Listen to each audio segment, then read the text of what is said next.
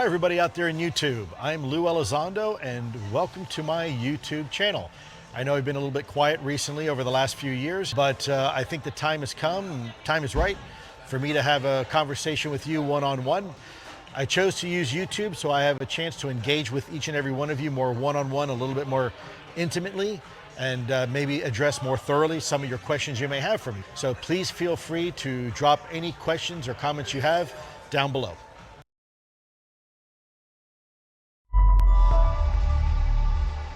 Do you solemnly swear or affirm that the testimony you are about to give is the truth, the whole truth, and nothing but the truth, so help you God?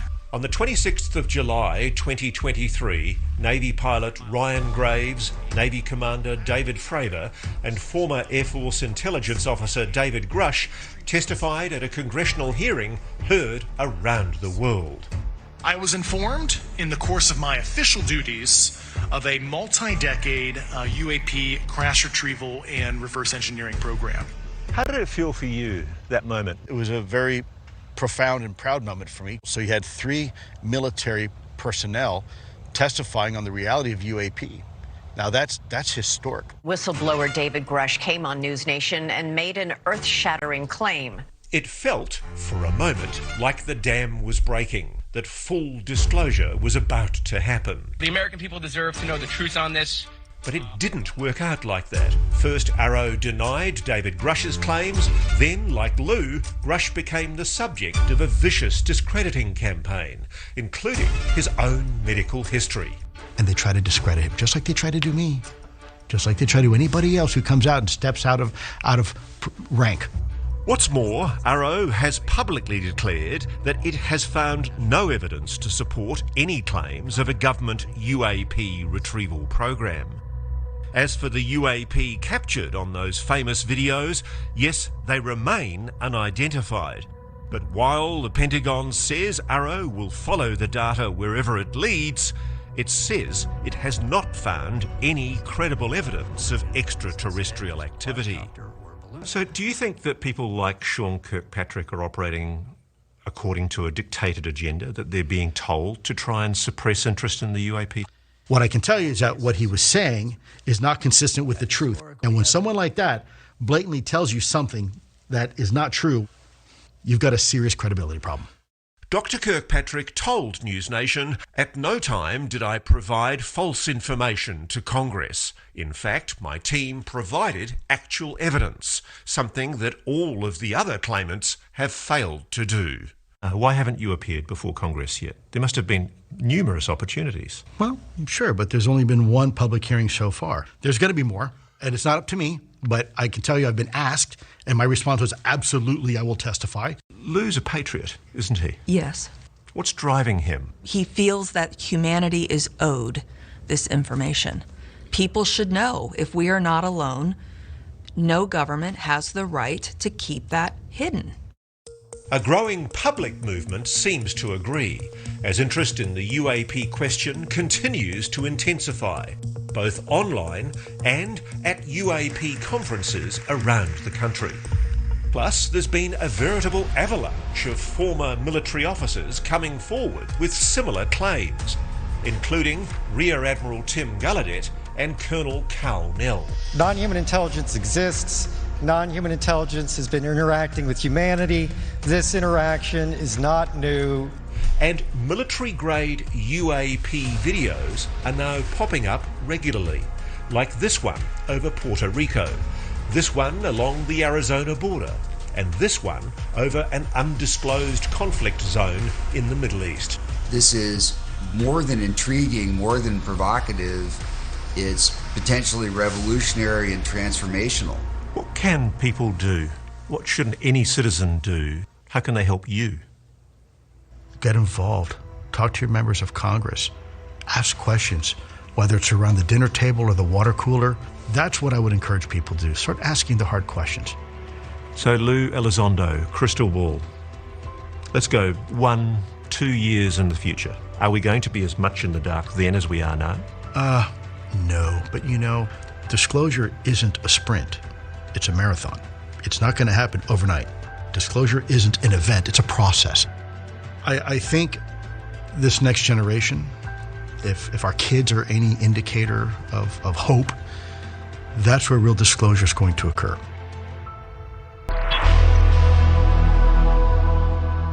This is the video that would shock the world and change it. 2004 in November, the USS Nimitz carrier strike group were doing what they call workups off the coast of San Diego. And as they are doing this, there are two different radar arrays that are picking up these objects over the course of several days, dropping from 80,000 feet and within about a second or less, all of a sudden being 50 feet over the water and hovering and then popping back up again. So they vector the two F-18 aircraft and they go to look at this thing. And long story short, after visually seeing this tic-tac looking object, roughly about the same length of a F-18 fuselage, performing in ways that we still can't replicate, bouncing around up and down. So this is an intelligent technology. This is absolutely, and it's responsive and reactive. And it's not human. It's not ours. Though the Nimitz tic-tac incident had occurred back in 2004, Elizondo didn't see the video until 2009. And then in 2015, it happened again. Naval aviators attached to the USS Roosevelt recorded these two other videos during exercises off the coast of Florida. That also caught the attention of intelligence consultant and former Deputy Assistant Secretary of Defense, Chris Mellon. The Navy was experiencing a number of incursions into restricted airspace, and I met Lou at the Pentagon, began to hear about these incursions. And the more I learned, the more I realized that we had a potential disaster on our hands. The videos remained undisclosed to the public for years, and it's easy to see why. These weren't just strange objects in the sky. They conformed to what ATIP would establish as the 5 observables. My gosh!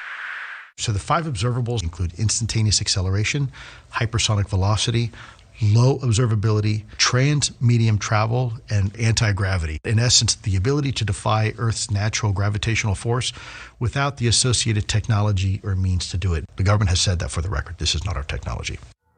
You know, people always say, well, Lou, you know, these things are clearly from outer space. And I say, well, you know, let's hold off on that. I often tell people, look, they can be from outer space, inner space, or frankly, the space in between. There's a whole reality around us. There's life in the bottom of the ocean that live and thrive, and they survive off chemosynthesis, not the sun.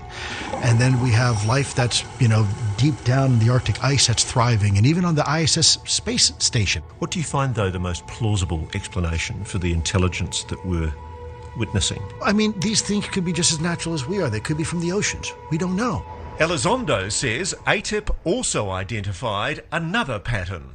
In several instances, UAPs have allegedly appeared near American nuclear facilities or weapons systems. Both the Nimitz and the Roosevelt are nuclear-powered.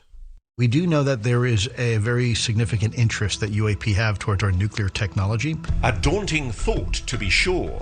But Elizondo says ATIP also developed a hypothesis that the UAPs might have an Achilles heel, a vulnerability that the American military can exploit. Electromagnetic pulses of some kind could bring down these craft. Yeah, the general consensus was that these vehicles, their propulsion units, are susceptible to electromagnetic pulse, meaning they are using a technology that the electromagnetism, if they were to encounter a certain frequency of electromagnetism, would interfere with their ability to fly and maneuver. Building on that hypothesis, Elizondo says his team devised an audacious secret plan to disable and capture one of those tic-tacs. We had proposed a honey trap to try to collect data and information on these UAP. So this was an operation known as Interloper. That is correct. So you have a nuclear-powered carrier with other nuclear-powered vessels, potentially nuclear-powered submarines, which also may have potentially nuclear weapons. So the idea is to create a nuclear footprint that is so irresistible to these things, we would create a trap, and then that trap would be sprung. But Operation Interloper never made it past the planning phase. Interloper was stymied, wasn't it? It was scrapped. It was scrapped. It was a pretty good idea. And it was approved by a lot of people and a lot of agencies. And yet, when it finally got to the top, it was stopped. It was blocked. It's almost like somebody perhaps already knew the answer. Or didn't want us having the answer. First, it is a privilege also to welcome to the program in person one of the country's most distinguished voices in the field of theoretical physics and popular science, Dr. Michio Kaku. It's such a pleasure to have you here. I've been a fan for a long time, so it's an honor. Professor Kaku's most recent book, it's The God Equation, The Quest for a Theory of Everything. So first of all, Dr. Kaku, tell us, you watched the special. What do you make of these claims? Do you find them believable? Well, first, I think Elizondo has done a public service by releasing this mountain of classified data, which gives us hard numbers for the first time. We now know for the first time that these objects can drop 80,000 feet within a matter of a few seconds. Our aircraft can't do that. These things can zigzag, creating G-forces that would crush anything metallic. In other words, they're probably robots of some sort inside these objects. They can even go underwater. However, there are limits to what he said. For example, the dead bodies. We have yet to see alien DNA. That would clinch it right off the bat. Right off the bat, that would clinch the whole debate. Alien technology, alien transistors, we don't have that. People talk about that, but we have yet to see evidence of alien technology that we scientists can then dissect in the laboratory. That's a weakness of his story. How would we even know, though, if it's alien DNA? Would we have a way of figuring it out? Because in the special, he mentions that the biologics, as they call them, got passed around from government agency to government agency. Yes, well, we know quite a bit about how computations are done mechanically through abacuses and different kinds of devices, including transistors, which require electricity. So if we get alien technology, they would probably be atomic. They would probably have a whole new way of dealing with computation. So immediately we would know that it's extraterrestrial. But no one has given us alien DNA, alien transistors, alien technology that would end the debate right then and there. Right. Yeah, we want to see it with our own eyes. That's what I think is so interesting. The video released by the Pentagon, which you were alluding to, the Tic Tac, that's stuff that we can actually see. Right. That we can't explain, that we know exists. In terms of the biologics, we still haven't seen it, but it's interesting in the special, they showed a photo of what they say is believed to be something that was inside a human body that may have been put there. I want to play this part again just so people can see it, and then we'll talk about it. We came across information that suggested that people were having things put inside their body that they did not give approval to. So right? People have been taken away from their homes in the middle of the night and had things planted in them. Something that was put inside their body, something invasive, right? Something that was not put there by their permission to do something. You've seen one of those implants, haven't you? I have been privy to some very interesting things. This photo, he says, shows one of those interesting things. It's allegedly a biological sample removed from a US service member and submitted for analysis. This is possibly an alien implant. Well, if you look, there's actually a piece of the chip sticking out and what appears to be these fibers that were moving on their own. And then it looks like this chip or whatever this is, this foreign object, is encapsulated by some sort of biological material. This is like where I think I get a little skeptical. What do you make of that? I mean, is this believable to you? The smoking gun would be DNA evidence. No one has done a DNA sequence of that, so who knows? It could be organic, it could be a mutation of the person's own body. But we can decide by analyzing the DNA of that. So I wonder, how come it hasn't been done already? It should have been done years ago, and so there's no more guesswork because we have the technology to decide what is extraterrestrial and what is not. Do you think it's possible that it has been done, but just in secret? That, you know, there are these secret government programs that they've got these things, they're testing them, and they've just managed to keep it out of the public eye? It's always possible that the government is hiding something. I mean, how do you disprove a negative like that? You can't. However, take a look at this object. This object was there for public viewing.